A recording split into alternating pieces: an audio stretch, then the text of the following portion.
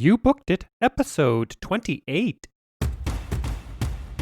Hey, entertainers and performers of the world. I'm your host, Dane Reese, and welcome to You Booked It, where I chat with inspiring entertainers 7 days a week. By digging into their journey, we're going to discover everything you need to do to be a successful entertainer. You know, because training usually skips that part about how to actually make your skills work for you in the real world. Fellow entertainers, my drive here at You Booked It is to share the inspiring and incredible journeys of successful entertainers. We are here to support your journey. So go to youbookeditpodcast.com and join the You Booked It email community where we dig deep into truly actionable things you can be doing right now to help you book that next audition, submission, or gig.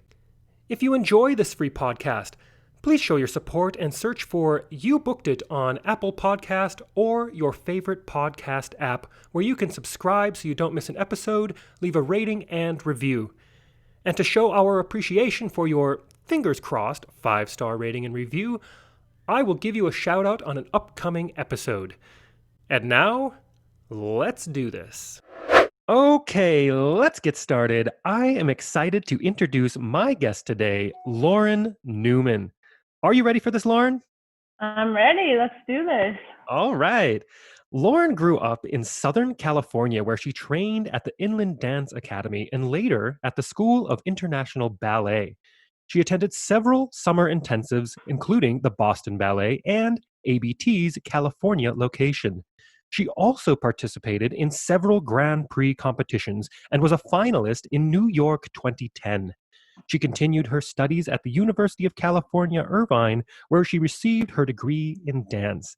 She began dancing professionally at the age of 17 at Knott's Berry Farm and Disneyland. She also performed in several musical theater productions, including Musical Theater West's Big Fish and Redlands Theater Festival of Beehive. In 2015, Lauren moved to Las Vegas to dance in Don Arden's Jubilee until that show, unfortunately, had to close. She is now currently dancing in Vegas the Show, where she's been employed for the last 4 years. She's also a swing for Crazy Girls and The Beatles Show, all of which are located inside Planet Hollywood. Lauren, that is a quick intro of who you are and what you've done, but why don't you tell us a little bit more about yourself, fill in the gaps, about who you are, where you're from, where you're currently calling home, and a little bit more about what you do as a professional in the entertainment industry. Sure. So, hi, I'm Lauren. I'm so happy to be here.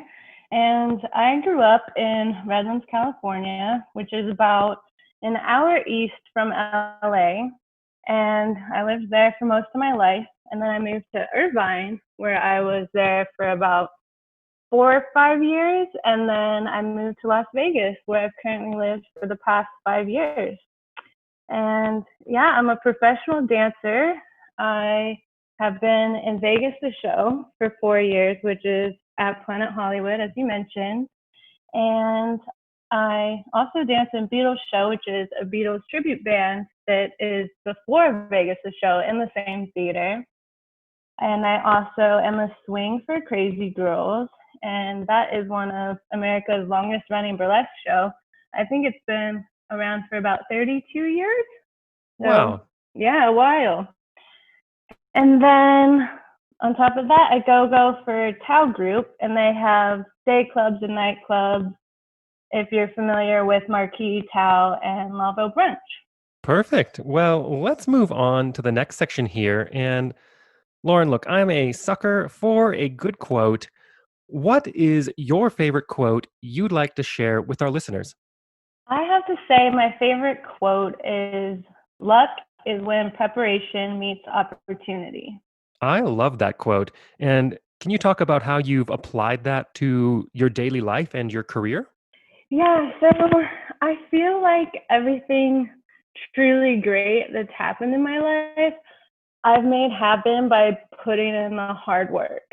And usually it's really in all aspects of my life. So I'm being productive every day. I'm taking class, I'm working out, I'm eating right, I'm meditating. And I'm just trying to gather as much information as I possibly can on what I'm striving to do. And I feel like I just get in this zone.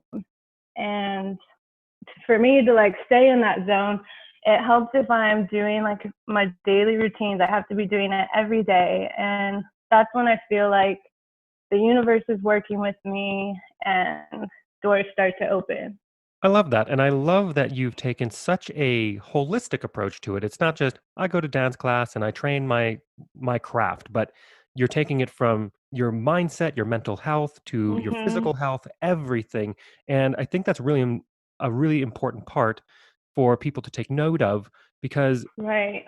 our bodies are our tools and Mhm. that's how we have a living and have a career in this industry and it's so important to take care of all of it.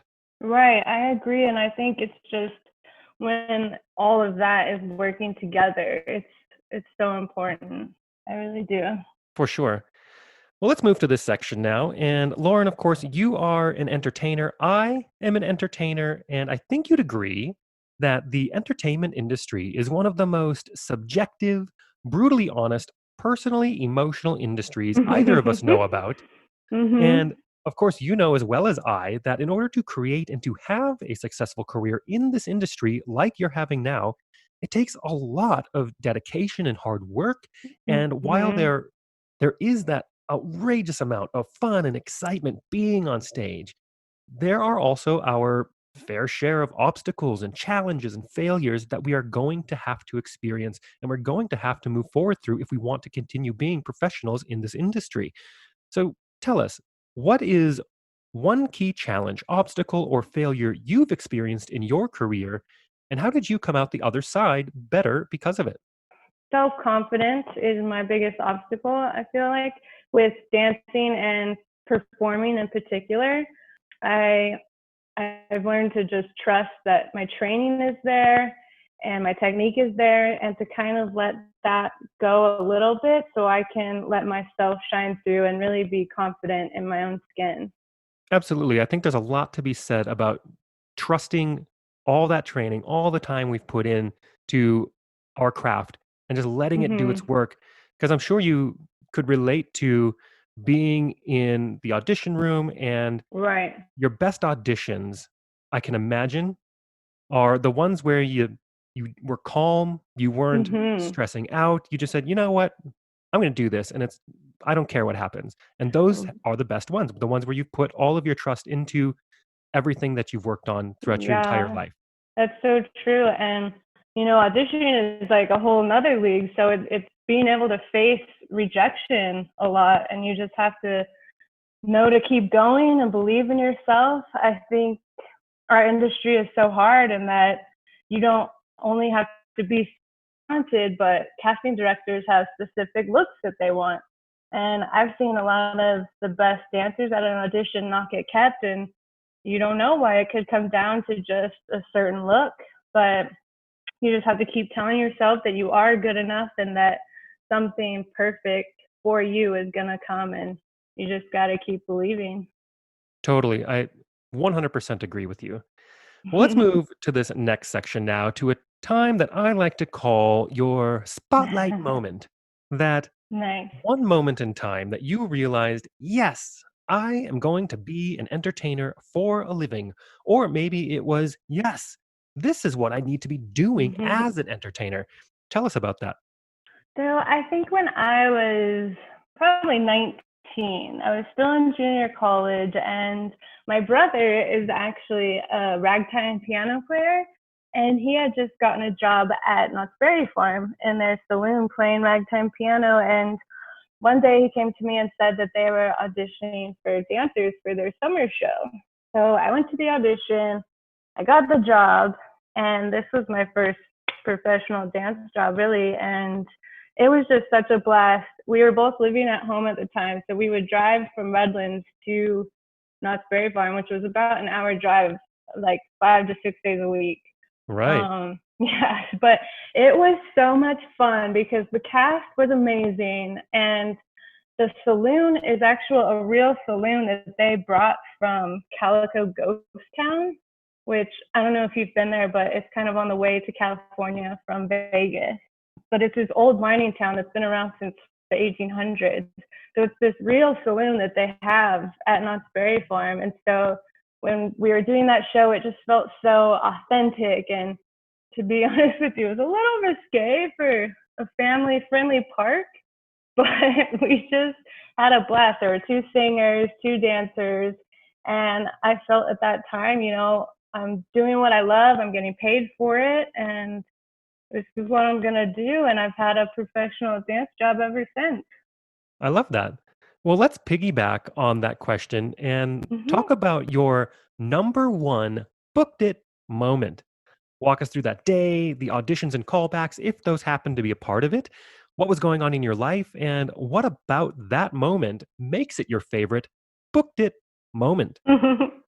Sure. So my favorite booked it moment was when I got Jubilee here in Vegas. Yeah, Um, my mom is a dancer, and she was in the original cast of Hello Hollywood Hello, really? which which is Don Arden's show. I'm sure you know. Before Jubilee, it was in Reno, and so I just grew up hearing about it. And when I was old enough, I went to see Jubilee and just fell in love. I mean, it was so grand, and the costumes are beautiful, but just the style of dancing, and it just was so classy. I loved it, and I really wanted to be in it. So I actually auditioned for it 4 times before I got in.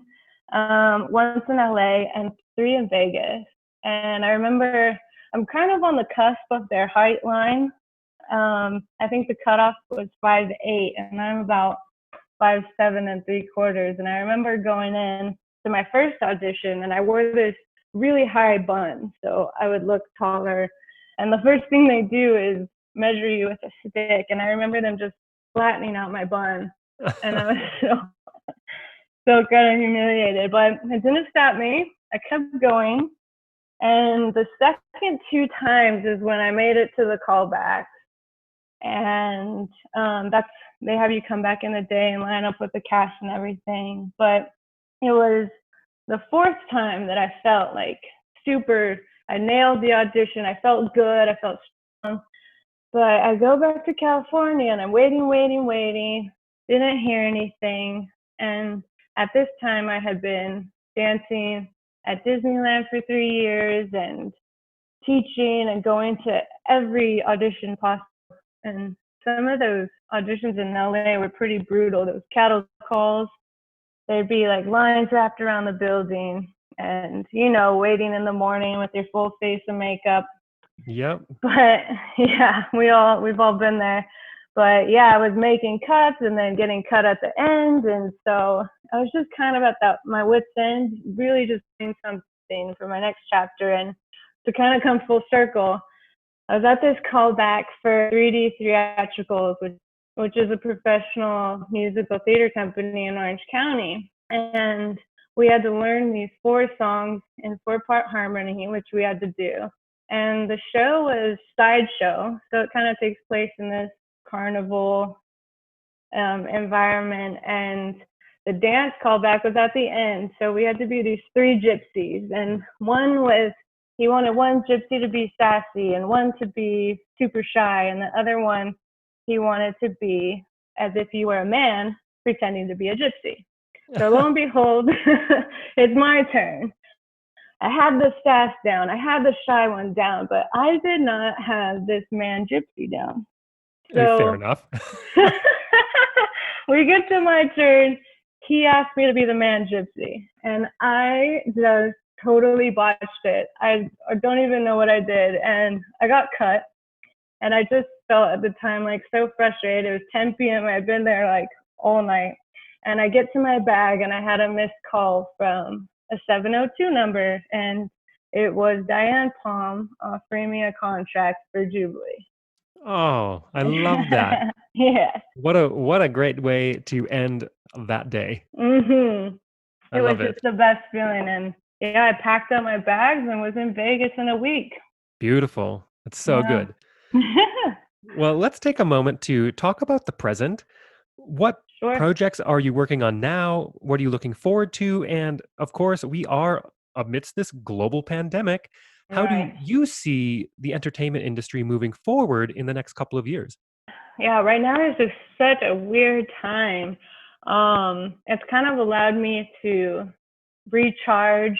I know most dancers and the girls I work with, we all have about 3 jobs, and so we're constantly going. And so it's really been nice to have this time to slow down and do things for myself I don't normally do. But yeah, as far as the entertainment industry goes, I'm not sure what it's going to look like as things reopen. I know with Vegas, the show, we haven't heard much just yet, but I really do hope that we've seen the worst with this and that things are like going to start getting back to normal and we can all go back to work. And I would really love to see more production shows opening in Las Vegas. Um, these past couple of years have been really sad with the shows closing. So many wonderful shows have closed. I believe I got to see you in one of my favorite shows here, Baz, and really that was just sad to see that close. So more shows like that. Yeah, I really wish and hope for the same thing. But I remember even about a year and a half before Baz, hmm there were something like 22 shows that closed in 1 year. Yes, It was yes. outrageous. It was like this massive culling of shows up and down the strip. And there's still loads and loads and loads of shows going on, but hmm wow, that was a crazy time, It or that really was a crazy was. year. But hopefully everything comes back, bounces back, and we get a handful more production shows, more work, and more opportunities hmm for all of us performers. I agree.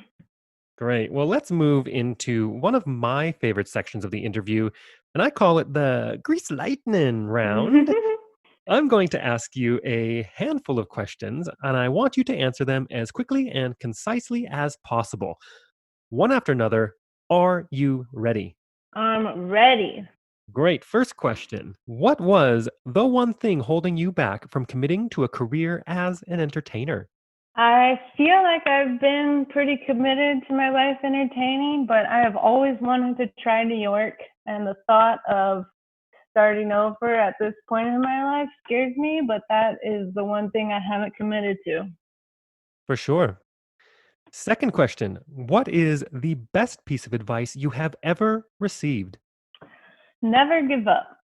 It's so cliche, but just don't ever give up in your dreams and aspirations. Agreed. Third question. What is something that is working for you now? Or if you'd like to go pre COVID, what was working for you before our industry went on pause? So pre-COVID, I was working a lot, 5 to 6 days a week. Some days I would do the day club into 2 shows, into the nightclub, and back into the day club. And I am so grateful for the work I've been given, and work was working for me. With this time, I've been able to kind of turn inward and analyze my life. And I think it's easy to fall into a routine of work, work, work, but I think it's so important to find a balance to not get burnt out. You know, you need to work hard, but it's important to keep that enthusiasm and love for what you do alive. I agree. And especially when you are like a lot of entertainers in the Vegas market, that we will have a show, which is your regular long running show contract, but then Mhm. we layer that with freelancing in gig work because we have the time. Right. And why not? And Right. it's also fulfilling in so many different ways. And it is so easy to just say yes and yes and yes Mhm. because you want to say yes, because you want to continue to be thought of in front of mind for all those different companies and agencies that are going to be giving you that work. Right. But absolutely, I think this entire COVID time has certainly allowed us to reflect and say, you know what, as much as I love working and doing all those different jobs and all the different experiences, Mhm. we start realizing how important it is to also focus on ourselves. We kind of lose sight of that sometimes, and that there's a Yeah. lot of value in there as well. I agree. It just kind of reminds you of why you're here in the first place and kind of where you want to go from there. Absolutely. Well, let's go to the fourth question. what is the best resource, whether that is a book, a movie, a YouTube video, a podcast, maybe it's a piece of technology that you found is helping your career right now? So right now, through quarantine, I feel like I've been a bit selfish, but I've been taking some time for myself and I've really been focusing on cardio and strength training. So I'm literally on my last day today of Shaun T's Insanity workout in Ooh, like the good for you. 1990s. But it's been a 2 month challenge and it was really intense, but my endurance is so high and I've just seen amazing results in my body that from day one to now is really cool to see, and I'm anxious to see how it's going to reflect in my dancing and other things like that. And um, along with that, I've been doing videos from the Mad Fit channel on YouTube. Her name's Maddie, and she does all these at-home workouts, but she has a dancer background, so some of her workouts are geared towards dancers, others aren't, but I really just love them and I do them almost every day. I love that. And that's going to serve you tenfold once everything goes back normal and we go back to work. Right. Great. Well, let's go to the fifth question. If Okay. you had to start your career from scratch, but you still had all the knowledge and experience you've collected from your career in the entertainment industry, what would you do or not do? Would you do anything differently or would you keep it the same? I would give everything I do 100%, and I would have the utmost confidence in what I do and the auditions I go to, and I just would not care what anyone else thinks of me. I love that because it's so easy to get inside our heads, isn't it? And Mhm. when Yes, you boil it it is. down, it doesn't matter. It It really doesn't matter. doesn't matter. You can go screw up and who cares? Whatever. Mhm. Move on. There's always another opportunity. Right. But I mean, Yeah. it's easy to say that, isn't it? But in It practice, is. it's very difficult. But Mhm. just to keep reminding yourself that whatever, let's just Right. put it out there, see what happens. And just not being afraid to be you and just, yeah, trust in yourself. Absolutely. Well, let's get to the last question. What is the golden nugget knowledge drop you've learned from your successful career in this industry that you'd like to leave with our listeners? I just previously kind of mentioned it, but trust and believe in yourself always, and you can do it. Love it. And to wrap this interview up, Lauren, it is time for you to give yourself a plug. Where can we find you? How do our listeners connect with you? Is there anything you want to promote? As far as connecting with me, I'm on Instagram and Facebook. My Instagram is Lolo Nooms, Lolo, and then NEWMS. And on Facebook, I'm Lauren Newman. Love it. Lauren, it has been fantastic having you on today. Thank you so much. Thank you for having me. I really enjoyed being here. Thank you so much for joining us today. My one call to action for you is to go to youbookeditpodcast.com and join our free email community where we dig deep into a continually growing resource of truly actionable things you can be doing right now to help you advance your entertainment career. Don't miss an episode. We have a new guest 7 days a week. Search for You Booked It on Apple Podcast or your favorite podcast app and subscribe today. All the best to you. We'll see you tomorrow.